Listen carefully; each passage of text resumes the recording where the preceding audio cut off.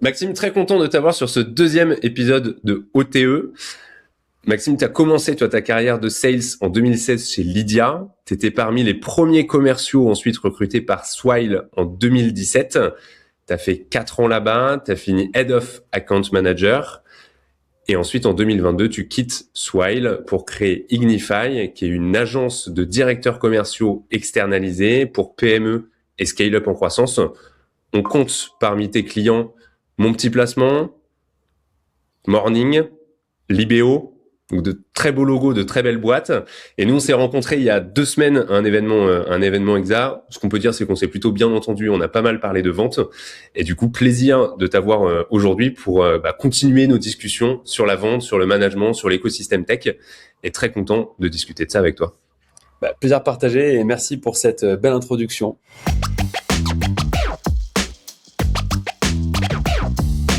Il y a un truc, un fil directeur que tu as, Maxime, dans toute ta carrière. Je crois qu'à part un stage en VC, t'as fait que de la vente.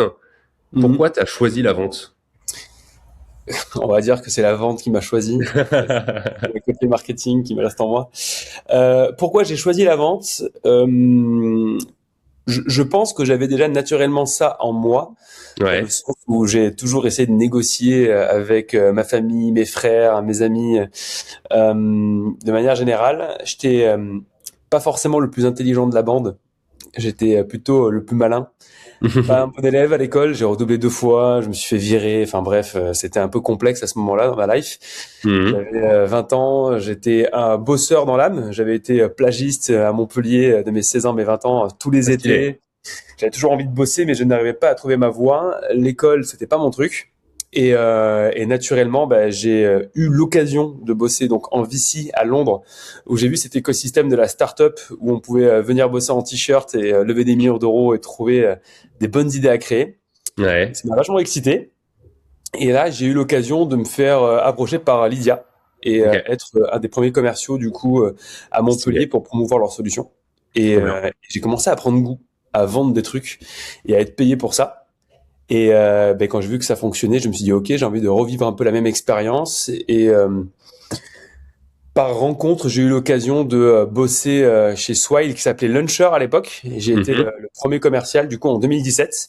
Et Swile n'était pas encore une solution de ticket restaurant à ce moment-là. Et après, il a C'est quoi à fallu. l'époque, Launcher? C'était une plateforme de commande groupée pour avoir des réductions si tu commandais à plusieurs. Donc en gros, Ah c'était ouais, uniquement ok. à Paris à l'époque et un peu à Montpellier. Genre si tu Ouais. commandais à 3, 5 ou 7 personnes, tu débloquais des réductions sur la commande globale. Donc Ok. ça incitait à commander au même resto. Et à la fin, quand tout le monde avait commandé sur son téléphone, c'était du takeaway, tu allais directement au resto récupérer ta commande. En fait, il y avait une roulette pour savoir qui allait récupérer la commande à la fin. Ça a Donc commencé comme ça. ça a commencé comme ça et on Mais s'est c'est pas rendu l'histoire. compte que 90% du chiffre d'affaires des restaurateurs, c'était des tickets restaurants. Et là, on a tout simplement pris le pivot d'aller se faire une carte ticket resto. Énorme. Je savais pas du tout que ça avait commencé comme ça. Ouais, c'était la jolie histoire de Swile. Donc en gros, premier sales de chez Launcher. Ça a mis combien de temps avant de pivoter, Launcher? Bonne question. Ça s'est créé en mars 2017. Moi, je suis arrivé en octobre 2017. Et on s'est mis Ouais. sur le ticket resto en février-mars 2018, je pense. Ok. Et La juste pour mise qu'on en- comprenne. Ouais, Entre pardon, la vas-y. lancée du premier produit jusqu'au pivot, ça a bien mis un an et demi. Ouais. Ok. Et qu'on comprenne un peu le scale que t'as vécu, toi, quand t'as quitté, Swile, vous étiez combien de sales? Alors de sales, bonne question. Moi, je suis arrivé donc premier commercial. Il n'y avait pas Ouais. encore de sales à l'époque d'ailleurs. Et quand on est parti en France, on était, je pense, 200, 250 commerciaux, Ah la vache. toutes verticales confondues. Parce qu'il y avait du SMB, du middle market, du grand compte, du public Ok. et partenariat aussi. Ok. Ouais, belle histoire, quoi. Ouais. Trop stylé. Et donc toi, t'as vécu tout de l'intérieur. Moi, ce qui m'intéressait en préparant, c'était le côté aussi, tu vois, toi en tant que premier commercial, c'est quoi un peu les éléments qui ont été marquants pour toi dans cette aventure-là, les trucs dont tu te souviens en mode ça, c'était vraiment une période intense, intéressante, importante, etc. Il a eu beaucoup. La chance que j'ai eue, c'est chez Swile. Quand je suis arrivé, on était 9 pour donner un ordre d'idée. Et quand on est parti avec Vincent, mon ex-associé, fin 2022, on était presque plus d'un millier de personnes avec le rapprochement de Bimply, la boîte Ok. avec laquelle on s'est rapproché à la fin de la collab. Donc ouais, tu passes d'une boîte de 9 à plus d'un millier. Tu connais 6 phases d'entreprise qui n'ont rien à voir. À chaque fois, c'était une boîte différente, donc des événements assez marquants et qui sont tous hyper intéressants. Là, de ce qui me vient instinctivement, je pense qu'il y a un truc d'ailleurs qui me manque énormément, c'est l'énergie du floor commercial que l'on Ouais. avait à Montpellier, parce qu'on est passé de 1 à 120 commerciaux en l'espace de 3 ans. Et on a dû recruter ce beau monde. Et l'enjeu était fort parce qu'avant Covid, pas de télétravail et il fallait trouver des gens qui soient prêts à venir au bureau tous les jours. Ah ouais, ok. À Montpellier, où le vivier de business développeurs tech n'était pas non plus hyper dispo. Donc on s'est retrouvé avec plein de gens qui n'avaient jamais vendu de tickets restaurant par le passé et ni même vendu quoi que ce soit. Donc on a un peu créé cette cour des miracles où on a créé l'école de la vente et apprendre à des gens en l'espace de 3 mois comment vendre dans le monde de la tech. Avec ce qu'on Excellent. appelle un peu la high velocity sales, c'est vendre avec discipline, du rythme, du volume. Ouais. Et tout ça sur un floor de 120 personnes. On avait un décorateur d'intérieur qui nous avait fait une fausse forêt et une fausse plage sur ce floor de je ne sais plus combien de centaines de mètres carrés. Excellent. Et c'était magique, quoi. En mode ambiance Loup de Wall Street et ça partait dans tous les sens et je trouvais ça vraiment génial, quoi. Tous les matins, t'arrivais au taf, t'allais faire 80 calls dans la journée, ça allait être dur, tu le savais, mais dans une ambiance qui était juste folle. On signait des dizaines de contrats par sales par semaine. Donc ça, c'est vraiment quelque chose qui m'avait marqué à l'époque. Ouais, tu m'étonnes. Et je creuse rapidement, on reviendra sur le sujet après, mais toi, du coup, tu as très vite pris part au recrutement, au management et tout d'une partie de l'équipe commerciale, hein? Ouais, exact. J'ai eu la chance d'être aux côtés de Vincent, qui était lui en charge de diriger cette équipe commerciale à Montpellier. Ok. J'ai pu être son bras droit tout au long de l'aventure. J'ai pu prendre des postes de manager, de head of sales pendant la croissance de l'équipe commerciale à Montpellier. Trop Donc, bien. il a fallu recruter ce beau monde, les former, les onboarder et s'assurer qu'ils soient managés dans le temps. Donc, c'était recruter les commerciaux, mais aussi former les managers qui étaient tous des néo-managers à faire monter en puissance ces commerciaux. Et Ouais. Ou donc, inclus en plus, parce que t'étais encore tout jeune, t'avais pas 15 ans d'expérience en management commercial à l'époque, quoi. ah ouais, même zéro. Hein. Je n'avais jamais été sales ni même manager de ma vie avant Excellent. en Lydia. Donc c'était vraiment tout nouveau pour moi. Et ouais, donc tout ça pour revenir que la proximité managériale des N+1 est essentielle dans la montée en puissance des commerciaux, mais aussi des managers. Et ça passe essentiellement par de la routine, de la discipline sur, Ouais. OK, qui est-ce qu'on doit travailler dans le fond, qu'on s'assure que ça soit bien fait aussi. Donc, c'était vraiment la culture chez Swine. Ok. Donc, management très, très proche, tout le monde à côté, on se connaît, on est là, on anime, on fait des trucs ensemble, etc. On communique de manière transparente et exigeante. C'est ce qu'on appelle la bienviolence chez nous.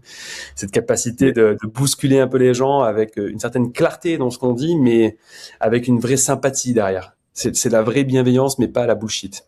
Ouais, ok. Et avec un objectif à atteindre derrière, quoi. Ouais, clairement. C'est tout l'aspect de l'exigence. C'est pas incompatible avec la bienveillance. Et cette exigence-là, elle se ressent par des objectifs ambitieux et le fait d'aller se donner. En fait, le monde de la startup et de la scale-up de manière générale, de la tech, c'est un univers qui est très violent. Violent par sa rapidité d'exécution.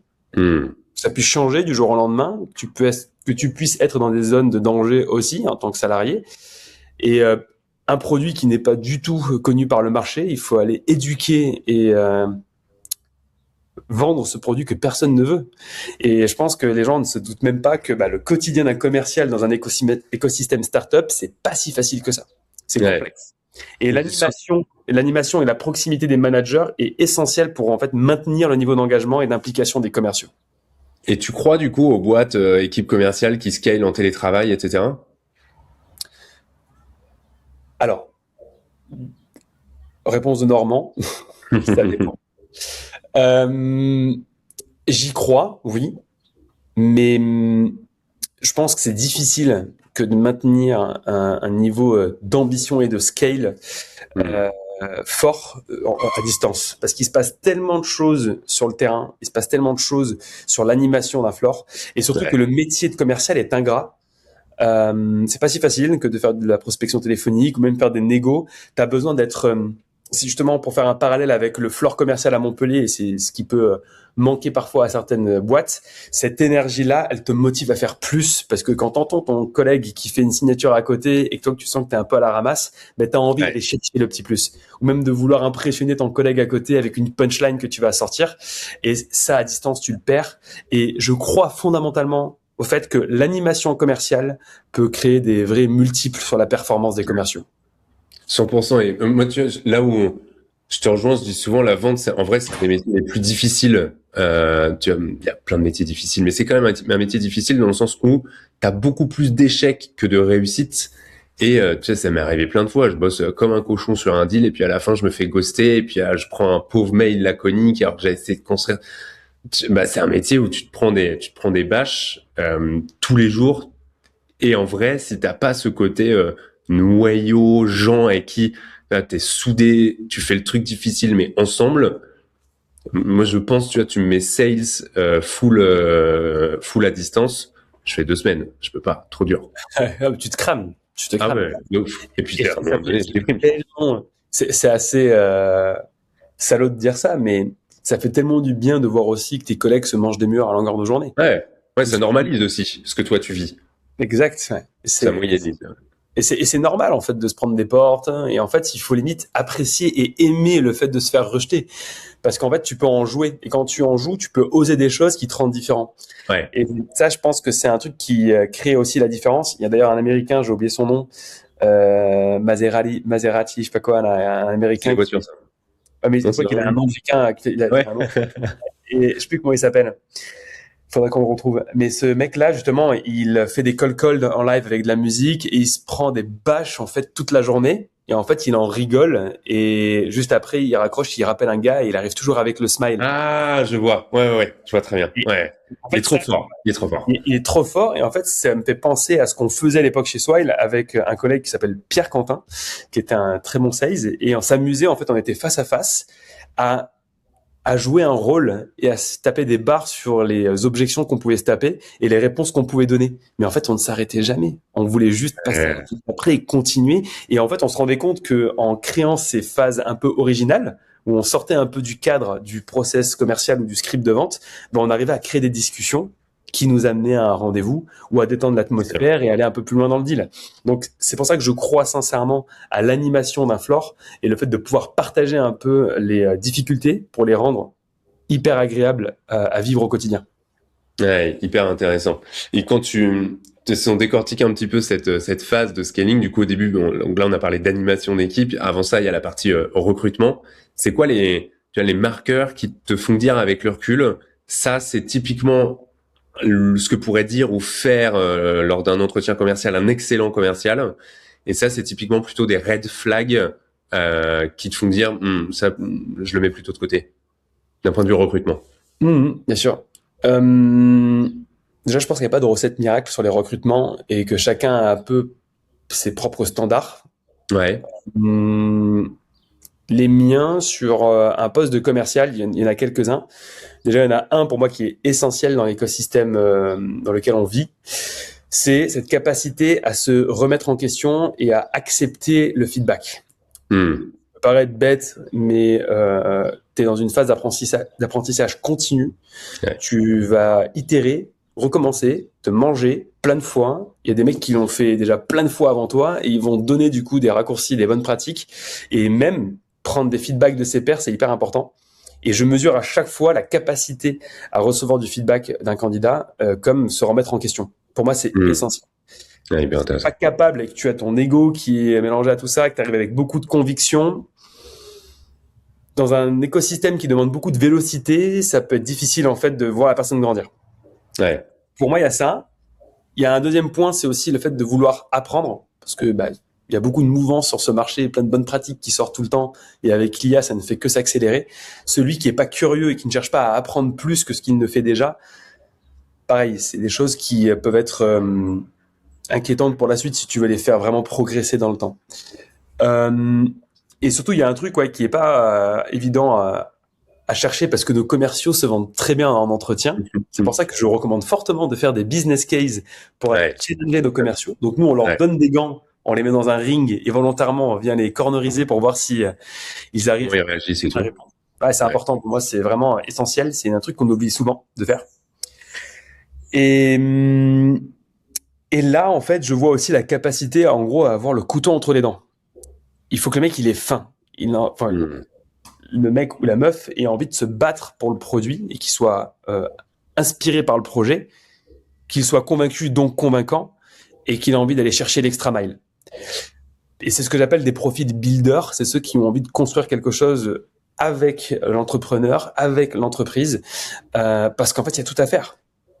Ouais. Faut pas donner. Le monde de la startup, c'est très souvent, tu crames du cash pour pouvoir faire de la croissance, et c'est cramer du cash pour en rapporter encore plus. Pour faire cet effet multiple, il va falloir se donner de l'énergie, se donner de son temps, et ça, c'est l'aspect couteau entre les dents. Ouais, hyper intéressant. Et t'as le côté aussi violent dont tu parlais tout à l'heure. Pas oublier qu'effectivement, dans le monde de la vente, il y a quand même un truc de violent, peut-être encore plus fort en start-up ou scale-up. Et que du coup, le côté couteau entre les dents, je lâche rien, j'y vais, je suis embarqué, etc. Je vois très bien le truc. Ouais. En fait, moi, ce que j'aime pas, c'est qu'on a trop fait passer l'écosystème tech pour un monde de bisounours. Tu vois, Ah oui, tu trouves? Ouais, parce que en fait, il y avait le côté, oui, tu travailles en startup, c'est un peu cool, Ah, tu vas en bureau en t-shirt, quoi. ouais, tu vas en bureau en t-shirt, t'as un baby-foot, t'as des after-work à droite à gauche, t'es sales, donc en fait, ta vie, elle est cool, tu as des gros packages, super. Ouais. Que, on oublie en fait toute la pression qui est déjà demandée aux commerciaux chaque fin de mois, chaque fin de trimestre sur la clôture des contrats en cours.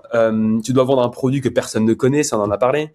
Tu dois faire beaucoup avec peu. Très souvent, t'as pas une stack d'outils hyper vénère avec une base de données bien qualifiée. Tu dois te taper des trucs un peu sales pour pouvoir créer un peu de business. Il faut que tu sois rentable rapidement. Et tu dois te remettre en question constamment, quoi. Et avec un manager, très souvent, qui te colle au cul à longueur de journée. Est-ce que ton CRM, il est bien mis à jour? Est-ce que ton opportunité, tu es allé vraiment le challenger jusqu'au bout? Ouais. Enfin, c'est violent. Et je pense qu'on sous-estime vachement cet aspect-là.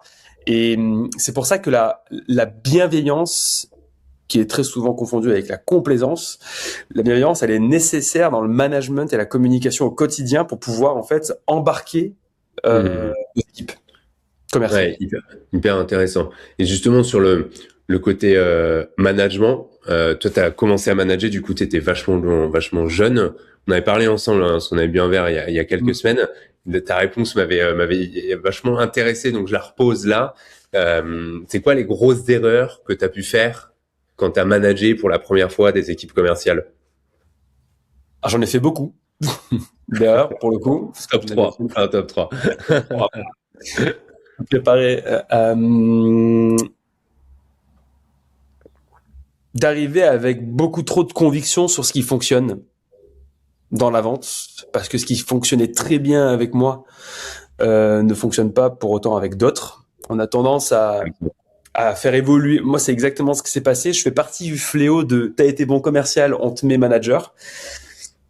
C'est très souvent une erreur. Pour le coup, je n'ai pas été bon manager, donc j'ai fait des dégâts sur l'équipe commerciale. Parce que je suis arrivé en mode, ok, puisque je suis un bon commercial, je suis le fameux héros isolé, donc je vais dupliquer ma réussite auprès de tous ces autres commerciaux en mettant le même niveau d'exigence, les mêmes process. Naturellement, ça n'a pas fonctionné parce que c'était ma méthode qui fonctionnait avec ma manière de fonctionner et pas celle des autres. Pour moi, c'est important, avant toute chose, quand tu passes manager ou head of sales d'une équipe commerciale et que tu ne l'as jamais été auparavant, c'est de faire un diagnostic de ton équipe. Même si tu es de la boîte et que tu es là depuis déjà plusieurs années, tu as peut-être beaucoup de convictions, d'évidence, mais ce qui est important, c'est d'aller deep dive sur, ok, comment ça fonctionne chez tes commerciaux, comment eux fonctionnent au quotidien, quel est le tunnel de vente de chacun d'entre eux, leurs bonnes pratiques, et tu viens faire un diag de ce qui se passe en interne. Et à la suite de ça, tu ajustes, t'affines, tu croises des informations. Et toi, tu y es allé tout chousse, voilà mon playbook, prenez mes méthodes et vous allez vendre comme moi. Exactement. Et j'étais en mode grande conviction parce que oui, j'étais le meilleur sales du plateau à l'époque. Donc du coup, je me suis dit, ok, je suis une rockstar. J'ai 250% d'atteinte tous les mois. Donc demain, tous mes commerciaux feront comme moi. Non, ça n'a pas marché. Ça ne marche pas. Ça a provoqué quoi? Au contraire, de la frustration parce qu'ils se sont tous dit, waouh, le niveau d'exigence est très très haut. Je n'arrive pas à appliquer ce playbook. Et alors que lui, il y arrive. Donc, il y avait un vrai décalage vis-à-vis de ça, donc un loupé qui a duré plusieurs mois, Ouais, et corriger le tir grâce au conseil de mes autres managers qui m'ont accompagné là-dessus. trop bien. Et du coup, qu'est-ce qu'il faut faire? Donc, je parlais du diagnostic. Et après, ce qui est important, c'est de lisser le knowledge. C'est s'assurer, en fait, que chacun arrive à un certain niveau de standard. Et c'est là où les grilles de scorecard et de salaire sont importantes à avoir. C'est que le niveau d'énergie et d'intensité que tu vas avoir et d'exigence que tu vas avoir par rapport à la seniorité de ton profil va aussi dépendre Ok. va être adapté, pardon. Donc, tu as une logique de segmentation de l'équipe commerciale avec un positionnement, tu vois, compétences potentielles, je dis n'importe quoi, mais ça marcherait bien. Ouais, Et ensuite, en fonction de où est-ce qu'ils en sont, tu as un niveau d'exigence et d'accompagnement qui va dépendre de chacun des profils. c'est ça. Ok, hyper Donc, c'est clair. important d'avoir des scorecards et d'avoir un plan d'accompagnement pour chacun d'entre eux pour les faire évoluer. Et pas que sur de la performance commerciale. Je pense qu'il est aussi important de les faire travailler sur d'autres choses. Et il y a un truc que j'ai adoré, qui était un système RH qu'on avait mis en place à l'époque, qui était cette logique de scorecard, où on évalue le candidat sur 4 grands piliers. Donc, il y a la performance commerciale, ça c'est Ouais. une clé, sur qu'est-ce qu'on attend d'un niveau 1, d'un niveau 2 ou d'un niveau 3, donc junior, médium, senior. Mais qu'est-ce qu'on attend de lui sur sa capacité à s'organiser, sa capacité à communiquer et sa capacité à respecter les valeurs de la boîte. Et en fait, Ok. ça permettait deux choses. La première, c'est que c'était des impondérables pour pouvoir passer d'un package à un autre. Donc, les héros isolés, les commerciaux qui étaient très individualistes, se devaient d'avoir des axes de progrès sur leur manière de communiquer avec les autres, Hmm. respecter les valeurs qui étaient par exemple le team spirit, avoir des actions concrètes sur qu'est-ce que j'ai mis en place ce dernier mois pour pouvoir mettre en avant cette valeur. Et pareil, la capacité à s'organiser, arriver à l'heure dans les meetings, avoir son CRM qui est à jour. Et donc, naturellement, quand tu es sales et que tu sais que tu dois travailler sur ça pour prétendre à une augmentation, Tu le fais. tu le fais. Et ça a Et du été coup, vraiment tout le monde, ouais, ok. Une première erreur, penser que tout le monde fonctionne comme toi et répliquer ce que toi tu fais très bien, en mode exactement. En héros fait, on va isolé. dire plutôt dupliquer la méthode de héros isolés. On va 2000 dire ça comme personnes. ça. Ouais, ok. Bien mieux reformulé. Merci Max. Ok. Et deuxième erreur qui me vient en tête aussi, c'est passer trop de temps et dépenser trop d'énergie On avait parlé. sur des personnes qui n'ont pas envie de surperformer. Challenge là ce que tu dis, c'est envie ou potentiel ou les deux. Je pense que il y a plein de gens qui ont plein de potentiel, Ouais, mais ils ont mais pas envie. il y a plus de gens qui n'ont pas envie. Et en fait, ça se voit par les actions. Tout Hmm. simplement, en fait, j'avais un peu ce côté du manager sauveur de, OK, j'ai 3 commerciaux qui sont moyens, je vais passer beaucoup de temps avec eux pour vraiment les faire ramp up. Et en fait, je me rendais compte que soit certains n'avaient pas envie, d'autres n'avaient pas forcément le potentiel, mais il y avait un peu cette conviction du manager qui pouvait faire de Ouais. n'importe quel commercial une rockstar. Et il y a un moment donné où je me suis vraiment acharné sur certains profils. Je me suis dit, j'ai envie, moi, au fond de moi, je me suis dit, je ne veux que des rockstars dans ma team, donc je vais passer du temps avec chacun d'entre eux. Et en fait, je me suis épuisé, je me m'étais déçu. Eux ont été frustrés parce que voyaient que je passais du temps et donc ils sentaient une certaine pression de ma part, qui était très maladroite. Et ça a créé justement ces petits couacs d'énergie dépensée pour rien, quoi. Et pendant enfin, heures passées avec eux, en plus toute heure passée avec eux et une heure que tu passes pas non plus avec les autres personnes qui en ont besoin. Le truc que tu dis là, est-ce que tu vois, ils avaient envie ou ils avaient pas envie? T'avais les deux. T'avais celui qui avait envie, qui avait pas de potentiel, et t'avais celui qui avait pas envie, mais qui avait de potentiel.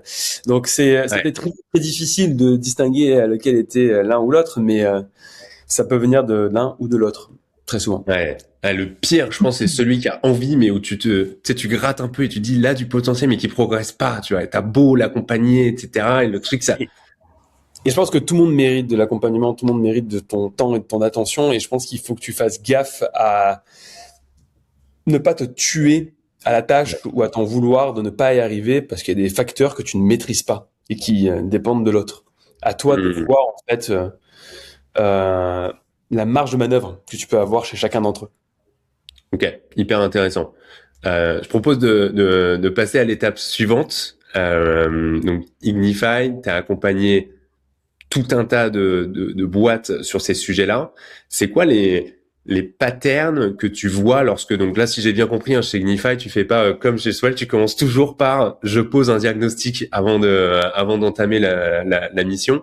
C'est quoi les trucs que tu vois qui reviennent beaucoup dans l'écosystème, les mêmes erreurs ou les mêmes, tu vois, les mêmes patterns qui reviennent constamment lorsque tu démarres une mission? Ça va dépendre des périodes. En fonction Ouais. des dernières années, on a eu des sujets plus ou moins récurrents. Il y en a deux là qui me sautent aux yeux. Le premier, c'est que certains fondateurs ou directeurs commerciaux vont avoir tendance à se focaliser sur un problème qui n'est pas en fait l'origine du problème. Très souvent, ils nous exposent les conséquences d'un souci et chercher les causes. Typiquement, il y a un truc qui est assez récurrent en ce moment, c'est je veux plus de rendez-vous, je veux plus de leads, je veux plein de SDR externalisés pour prendre plein de rendez-vous parce qu'en fait, je manque de pipe. C'est très souvent ce qu'on entend en rendez-vous de découverte. Et en fait, le problème, il n'est pas là. Il est très souvent ce qui se passe après le lead. Le saut percé. Exactement. Et c'est là où, en fait, il y a un vrai levier à activer. C'est de se dire, OK, qu'en est-il de ton sales process, de ton script de vente, de ton rendez-vous de découverte, tes next steps, tes opportunités en cours, tes opportunités perdues depuis ces 3 dernières années? Je présume que tu as encore beaucoup de gens à rappeler, à relancer. Et en fait, c'est assez drôle parce que ils se disent, si j'ai beaucoup de pipe, donc du coup, il y a potentiellement 1 sur 100 ou 1 sur 50 qui vont être amenés à closer à la fin. Sauf que derrière, il y a une machine qui est enrayée dans le système. Donc, l'idée, nous, c'est toujours de te dire, OK, on entend le fait que tu veuilles plus de leads, mais avant toute chose, on va se poser des questions sur tout ton tunnel. C'est quoi ton objectif BP? C'est quoi ton objectif financier sur les 3-5 prochaines années? Très bien. Et on va le morceler en plusieurs étapes clés. Donc, exemple, tu as 1 million d'euros de chiffre d'affaires à faire à la fin de l'année. Ça représente combien de contrats? C'est quoi ton panier moyen? C'est quoi ton temps de conversion, ton taux de conversion? C'est quoi les étapes clés de la prise de rendez-vous jusqu'au closing? Déjà, très souvent, il manque pas mal d'informations sur ces éléments clés. Et après, c'est scientifique et mathématique. On arrive à identifier tout le tunnel de vente et on voit du coup quels moyens il faut mettre en face pour atteindre ton objectif BP vis-à-vis de tes propres chiffres. Donc déjà, quand on analyse la machine, on se dit, OK, il y a déjà des leviers à activer et des rouages à remettre en place sur ton rendez-vous de découverte, apprendre à disqualifier des opportunités, parce qu'on apprend trop souvent à vouloir les qualifier, mais il faut en parler avec Max. Voilà, il y a ça. C'est quelque chose qui fait gagner du temps et de l'énergie aussi pour nos commerciaux et savoir en fait comment définir une next step. Ça, c'est un deuxième fléau du coup pour continuer la réponse à la question. Ce qu'on observe, c'est cette culture de la non-exécution. Il y a un truc qui me rend assez fou ces derniers temps, c'est rares sont les boîtes qui en fait tiennent leurs engagements sur ce qu'elles ont demandé de faire à leurs équipes. Cette notion de OK les gars, on s'engage sur un nombre d'opportunités ou on s'engage sur des travaux à faire sur le chef de projet ou sur je ne sais quel sujet en interne. Il y a toujours le sujet de j'ai pas eu le temps ou ça s'est décalé pour ah mais il n'y avait pas d'ownership, il n'y a pas de deadline et si la personne ne l'a pas fait, c'est pas grave, on décale. Et en fait, je me dis mais cette culture de l'exigence et de l'exécution, elle permet justement d'avancer drastiquement en fait sur ta roadmap produit mais aussi sur ton pipe commercial. Et pour moi, c'est le deuxième sujet qu'on identifie dans nos diagnostics, c'est un manque de routine et de discipline commerciale et opérationnelle. Et très souvent, c'est quelqu'un qui ne le représente pas ou qui ne l'incarne pas en interne. Tu veux dire le head of sales ou le founder ou la founder de... Exactement, ouais. C'est le head of sales ou le founder, en fait, qui n'incarne pas cette discipline-là. En fait, il fait les rituels et les routines parce que on se doit de le faire. Les business reviews, il faut aller faire les start of the week, il faut célébrer les signatures. On le fait parce qu'on sait qu'il faut le faire. Sauf que derrière, il y a un niveau d'exigence, de suivi et de discipline qui se dilue dans le temps si la personne n'a pas cette posture et cette rigueur au quotidien. En fait, l'accountability. C'est ça. Et en fait, pour moi, il y a un vrai sujet, en gros, de discipline et d'exécution qui est nécessaire, d'autant plus dans les équipes commerciales, parce que nous, chers commerciaux, on a tendance à être un peu flemmards, à bypasser ou à décaler parce qu'on est comme ça, c'est notre nature, on est un peu malin, enfin, en tout cas pour la majorité d'entre nous. Et c'est important de cadrer ça. Il faut de la structure, il faut du cadre et il faut cette discipline du quotidien. Donc pour moi, c'est vraiment deux choses aujourd'hui qu'on identifie dans les boîtes qu'on accompagne. Il y en a encore plein d'autres, hein, mais c'est deux. Les deux patterns majeurs, quoi. Ok. Ouais. Et je reviens un tout petit peu parce que quand tu parlais, il y a une question qui m'est venue. Le switch entre Swile et Ignify, c'était quoi tu vois, le truc qui t'a animé, qui t'a poussé dans cette décision-là? J'étais assez curieux d'avoir l'histoire derrière. Il y a plusieurs raisons à pourquoi j'ai créé Ignify. La première, c'est que fin d'un cycle chez Swile, Ouais. j'avais roulé ma bosse. J'avais fait 5 ans et demi et 6 ans chez Swile et c'était très cool, une grande phase de scale extraordinaire. J'avais du coup l'âme entrepreneuriale parce que avant Swile, j'avais déjà créé 2 boîtes qui n'ont pas fonctionné, mais j'avais envie de Je créer fais ma pas boîte. ça. Ok. Et là, donc, il y avait une opportunité d'eux, et surtout, bah, mon directeur commercial, qui était mon N+1, Vincent Tullier, qui est venu me chercher et qui m'a dit, Max, viens, on crée une aventure à deux, quoi, parce qu'on a construit ce plateau à deux. Viens, on va construire d'autres plateaux. Viens, on va reproduire cette réussite dans d'autres boîtes qui méritent d'avoir accès au knowledge des plus grandes scale-up sans avoir à se Hmm. faire un circo à 150K. Et en les conseillant juste en 3 mois, on transforme la machine commerciale et on forme leurs managers et leurs commerciaux aux meilleures pratiques et rouler jeunesse. C'était vraiment la quête. On s'est dit, OK, il y a un truc à faire. Ouais. Et, et en fait, on a apporté cette vibes, cette énergie un peu à l'américaine Ouais. avec l'exigence et l'architecture européenne. Et on s'est dit, allez, on va dupliquer ça pour des boîtes en phase de scale et en phase de construction d'équipes commerciales. Et c'est comme ça qu'on s'est lancé. Et personnellement, moi, il y a un truc qui me fait vraiment vibrer et kiffer. La vente, c'est cool. Je l'ai découvert chez Swile et chez Lydia.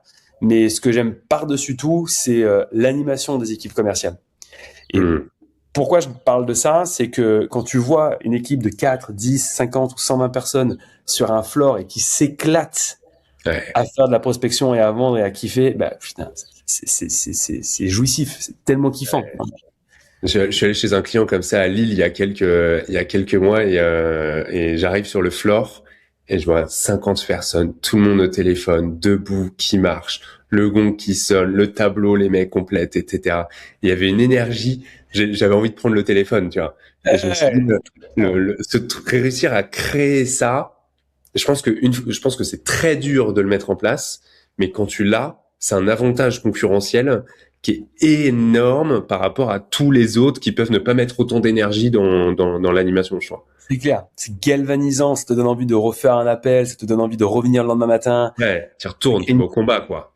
Ouais, ça, tu vas au combat. Et en fait, je pense qu'il y a une vraie logique de collectif, d'équipe qui est fort aussi derrière. Et pour pas que ça devienne malsain, pour pas que ça devienne trop shark dans l'ambiance, il y a une vraie importance dans le relais managérial et de la direction commerciale sur les rituels, la proximité, donner du sens, être bienveillant dans la communication, ne pas laisser de zone d'ombre, ne pas laisser, pardon, de zone d'ombre.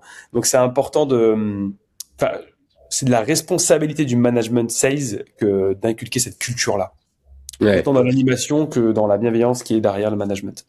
Et justement, toi, est-ce que tu recommandes aux boîtes ou est-ce que tu auras une histoire de boîte que tu as pu accompagner avec Ignify, par exemple, où t'as instauré, ou t'as réussi à mettre en place cette animation commerciale, et que tu pourrais nous raconter un peu le avant, après, et qu'est-ce que tu as mis au milieu pour que la mayonnaise prenne? Alors, on l'a fait avec plusieurs boîtes et personnellement, j'ai des histoires qui sont intéressantes, mais aussi d'autres fractional sales directors de chez Ignify qui l'ont vécu. Ouais. Je réfléchis à celle qui a eu le plus d'impact.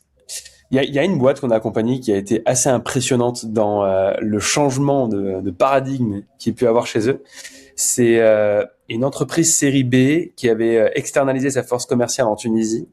Où on s'est retrouvé du coup à Sfax, petite ville tunisienne Ok. Que je connaissais pas. voilà. Tu regarderas sur Google pour les Ouais. curieux. Et on s'est retrouvé du coup là-bas avec mon associé après 6 mois de création de la boîte. C'était un peu perdu dans le désert, quoi. C'était assez drôle. Et d'un coup, on se retrouve face à un floor de 200 personnes. Et là, on se dit, wow, ok, qu'est-ce qu'on doit faire ici? Et en fait, il y avait des vrais travaux à faire sur deux pans. Déjà, un sur l'expertise commerciale des sales, mais surtout sur la capacité au manager d'animer des floors. Dans un pays avec une culture qui a un peu de difficulté à faire du feedback transparent sur quand quelqu'un fait mal son taf et lui dire en fait tu fais mal ton taf, t'es hyper mal perçu. Donc en fait nous on est arrivé un peu avec nos gros sabots en mode plein de bienviolence et très rapidement on s'est rendu compte du contraste et là on s'est fait ok, c'est pas le bon truc. Voilà, on va y aller step by step. Et en fait on leur a montré en donnant du sens, en passant du temps avec ces personnes. On est passé auprès des directeurs commerciaux, auprès des sales managers, auprès de certains sales stars de l'organisation. Et on allait leur expliquer en fait le pourquoi on allait les accompagner. Et on a passé beaucoup plus de temps que d'habitude parce qu'on savait qu'il allait avoir un gros changement de paradigme. Et très rapidement, on a commencé à montrer l'exemple, à faire des ateliers, à commencer à faire des communications sur comment se faire du feedback. Tout bête, mais animer un atelier du feedback dès le début des accompagnements permet aux gens de mieux recevoir ces feedbacks, de mieux donner. Ça, c'était essentiel pour cette organisation-là. Et en fait, très rapidement, pour un floor de 200 sales qui arrivait à 7h du mat et qui repartait à 19h, ils étaient du coup amenés à faire 100 calls par jour. Personne ne se parlait. Il y avait aucune communication à part des chiffres sur des tableaux et sur des écrans, des trucs qui annonçaient toute la journée. Aucune célébration. En fait, on a recréé un peu cet écosystème startup, environnement Swile que j'ai pu t'évoquer juste avant, où atelier fort, des coachings très spécifiques, on célèbre les signatures à la fin de la semaine. Les managers étaient vraiment les géos du Club Med. Ils arrivaient en mode, alors les gars, du coup, la team Tiger, on se retrouve aujourd'hui. On a fait du coup plus de 45 rendez-vous pris cette semaine avec Machine qui était Sales of the Week. Enfin bref, c'était vraiment une vraie ambiance à l'américaine dans ce floor-là et ça a changé complètement la donne. C'est qu'on est revenu 3 mois après, ils ont conservé ces routines et ces rituels parce qu'on a demandé aux managers et on les a suivis en asynchrone d'appliquer ces conseils-là au quotidien. On avait mis en place Clap donc pour pouvoir faire un recording audio de chacune de leurs interventions et on les a ajustés et coachés. Quand on est revenu 3 mois après, c'est plus du tout la même boîte. Et comme tu le disais tout à l'heure, le floor était animé, il y avait une force, il y avait une communication, il y avait des ateliers de coaching, il y avait du feedback qui se faisait entre eux, il y avait un sales enablement qui était lisse, enfin qui était continu et qui était uniforme. Ça a fait x2 en termes de productivité, ça n'avait plus rien à voir. Et ce qui est intéressant dans ce que tu dis, ah pardon, je t'ai coupé, vas-y. C'est la plus belle expérience, que j'ai pu vivre chez Inify sur une vraie transformation commerciale. Ouais, avec un avant-après énorme, quoi. Et ce qui me marque là dans ce que tu dis par rapport à ce que tu disais au début, la vente c'est un truc dur, tu vois, tu te prends des bâches, mais en même temps il faut être bien violent. Et en vrai, tu te fais quand même recaler la plupart du temps. Et dans tous les exemples que tu as donnés, j'ai un peu l'impression qu'il y a un truc qui revient beaucoup, c'est le côté aussi, tu vois, se marrer, dédramatiser le truc, se marrer, célébrer, le côté accepter. En fait, t'as un floor de 200 gamins qui ont envie de se marrer, et il s'avère que le plus tu désacralises l'échec, le truc, etc. Le plus tu vas continuer à le faire, à apprendre, et que tu crées une dynamique qui est vachement positive autour de ça, quoi. C'est très vrai. J'ai une conviction vis-à-vis de ça, c'est si t'es pas prêt à aimer ce jeu, ça va être très compliqué pour toi. Ouais. Et je sais que certains commerciaux, il y en a beaucoup, il y a des commerciaux, je pense qu'ils se mentent aussi à eux-mêmes. Et je pense que ce métier n'est pas fait pour tout le monde. Et si tu prends pas de plaisir à faire cette partie prospection, et là on parle du début du tunnel parce qu'après la partie négociation, closing qui est encore, on va dire, une autre partie de la vente. Ouais. Mais si dans ton métier tu dois faire de la prospection commerciale et que tu prends pas du plaisir ou que tu n'arrives pas à le faire devenir un jeu, ça peut être compliqué sur le moyen long terme. Tu vois, ça fait depuis 10 ans que je fais de la vente. Aujourd'hui, je suis CEO de mon agence. Je gère des placements de directeurs commerciaux externalisés dans des scale-up. On fait de la restructuration, de l'animation, de la formation de commerciaux et de managers. Mais je continue de faire de la prospection téléphonique. Alors que j'ai des gens qui en font pour moi. Mais pourquoi je le garde? Parce que j'adore ça. Ça me fait kiffer de me mettre dans ma salle avec mes autres sales. On se prend le tel, on se marre, on se fait défoncer à longueur de journée, mais quel kiff. Ouais, 100%. J'ai fait Exa, là, un challenge. Bah, on s'était rencontrés c'est avec vrai. un challenge call chez Exa. J'étais comme un fou. J'étais un lion en cage. Tu vois, fallait que je peut-être entendre les autres, entendre le gong, etc. Et il fallait que je le fasse. Et c'est un truc que je me suis toujours promis en montant Eager. Tu vois, comme toi, j'ai toujours été commercial, etc. Jamais j'arrête la prospection. Rien que dans l'exemplarité, tu vois, de dire non, les gars, la prospection, c'est pas le taf du junior ou du truc qu'on. Non, c'est en fait la prospection, c'est l'oxygène de la boîte. C'est ce qui nourrit le pipe. Si à un moment Hmm. donné, quelqu'un qui a cofondé la boîte dit j'arrête, c'est quoi le signal, quoi? Ah, c'est clair. C'est clair, c'est clair. Après, il y a celles qui feront toujours mieux que les fondateurs, mais je pense que c'est bien d'envoyer ce signal-là. Et c'est marrant parce que la prospection téléphonique, pas mal de personnes peuvent la critiquer, mais ça reste quand même le canal d'acquisition qui a toujours fonctionné. Ouais. Mais Et tu vois, par rapport à ça, ouais, vas-y.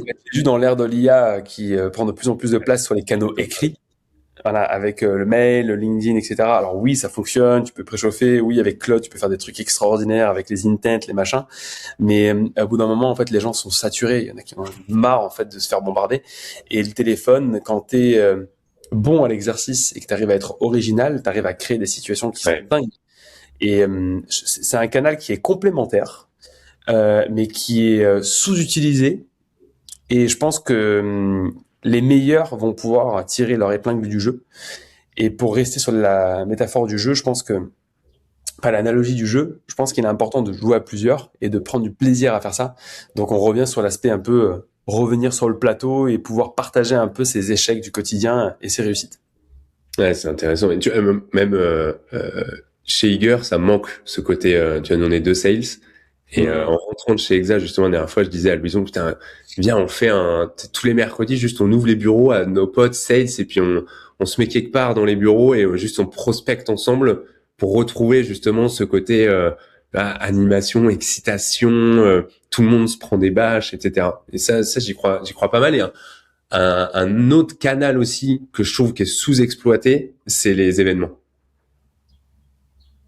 Ouais, c'est vrai que les Événements. événements, d'autant plus là, post-Covid et RIA, les Ouais, événements permettent vraiment de créer de belles discussions, de belles rencontres que tu ne pourrais jamais avoir ailleurs. Enfin, je pense que oui, oui, je te rejoins, mais c'est un exercice qui est encore différent et je pense qu'il faut former les ouais. commerciaux qui sont amenés à le faire pour pouvoir justement en profiter.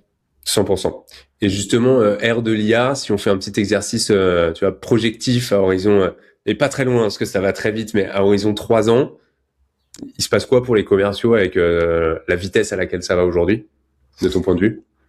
De mon point de vue, l'IA va faire du bien à l'écosystème sales parce que les moins bons vont avoir du mal à se faire de la place dans le sens où bah, la prospection est de plus en plus personnalisée et en plus massive.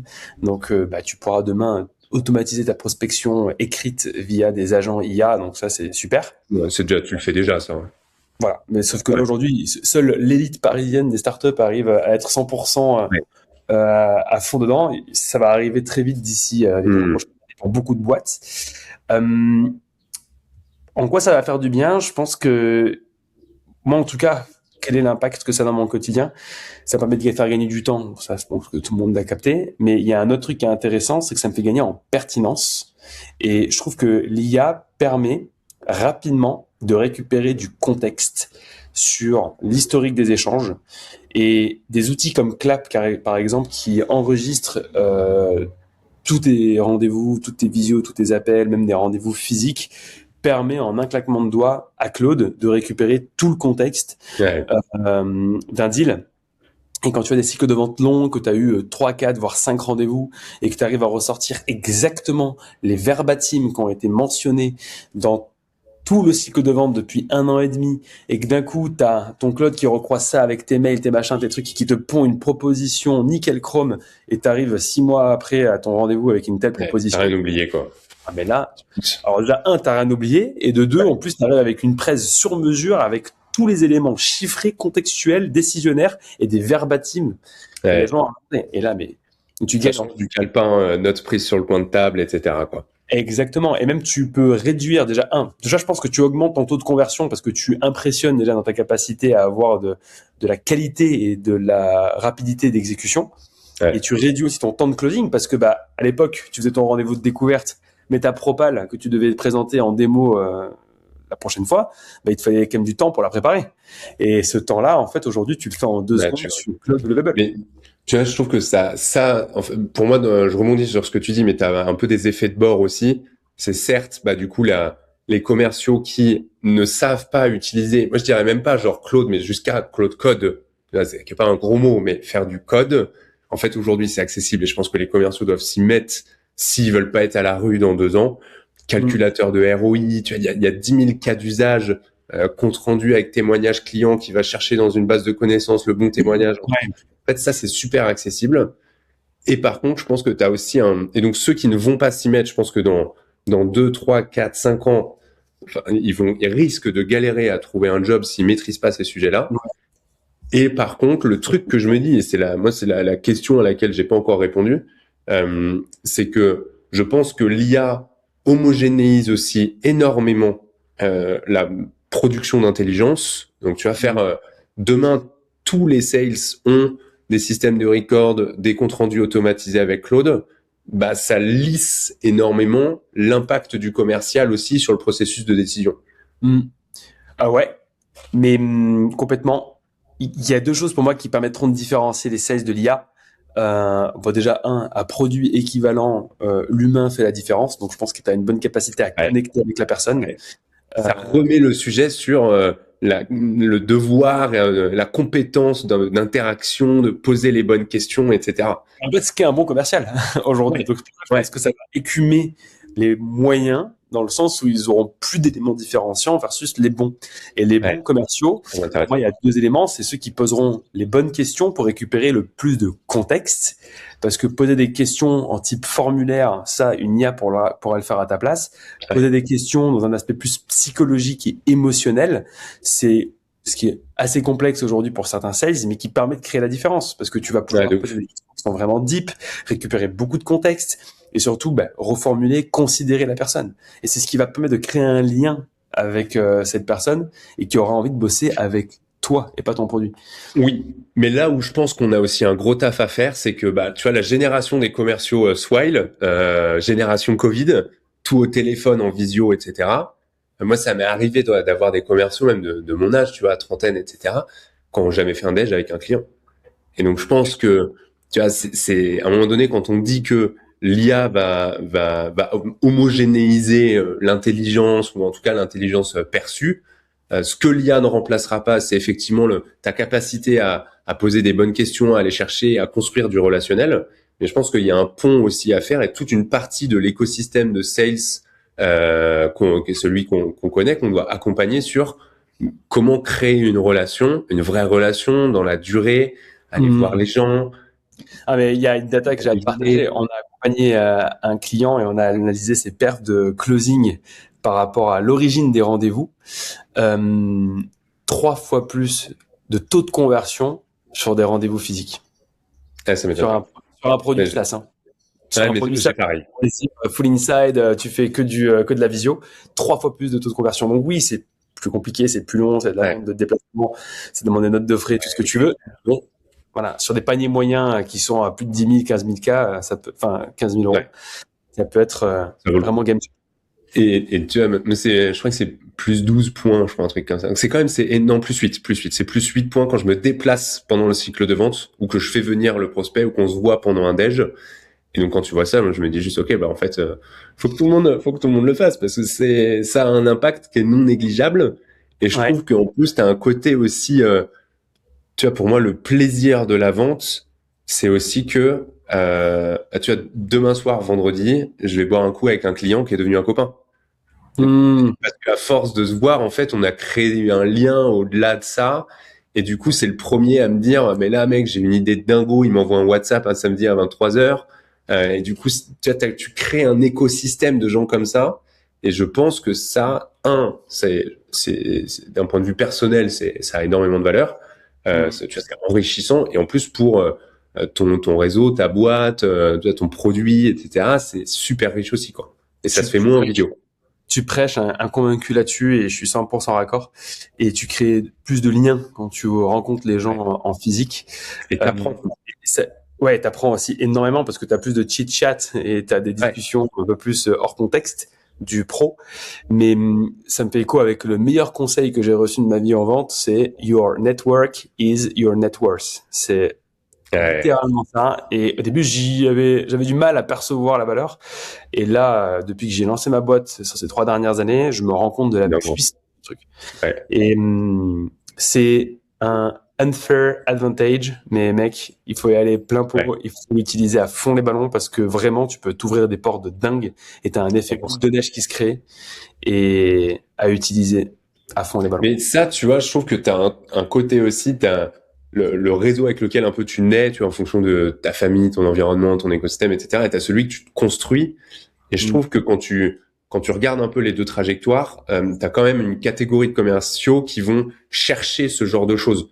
Tu vois, qui vont à des events, qui invitent leurs clients à déj, qui vont truc, etc. Et donc ça, tu vois, le côté, le réseau, c'est une valeur qui est énorme, mais en fait, ça se mérite, ça se construit, ça s'anime, et t'as une vraie stratégie derrière, tu vois. C'est pas sans dire que tout est calculé, mais ça ne tombe pas du ciel. Et c'est pas juste en signant des deals que tu te construis un réseau. C'est souvent les trucs que tu fais en dehors de tes heures de travail et là où on t'attend pas, quoi. Complètement. Après, je pense que ça dépend aussi quel produit tu vends, à qui tu le vends, c'est quoi ton cycle de vente aussi, parce que quand tu fais des petits paniers avec beaucoup de volume, l'événementiel est moins intéressant.